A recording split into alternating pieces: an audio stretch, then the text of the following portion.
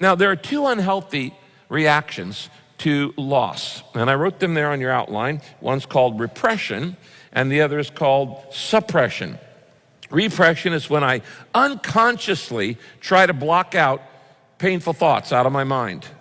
And suppression is when I try to do it consciously. I intentionally say, I'm not going to think about that hurt. I'm not going to think about that pain. I'm going to put my head down and move forward. I want to tell you, friend, that is a mistake. To not grieve losses is a mistake. Grief is God's gift of getting us through the transitions of life. Let me explain it this way. You might write this down. If I don't let it out in healthy ways, I'm going to act it out in unhealthy ways. And I see this all the time.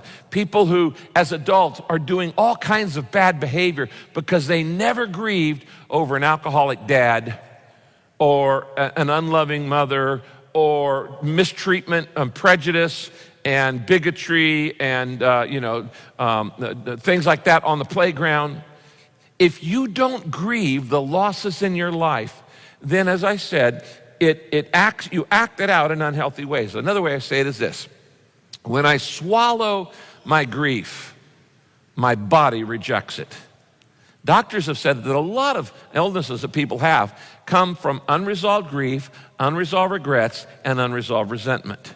And you could empty most of the hospitals with a lot of people because, that pain in the back or that pain in the rear or my aching neck or whatever, a lot of that is caused because we take emotions inside us that God never intended for us to keep bottled up.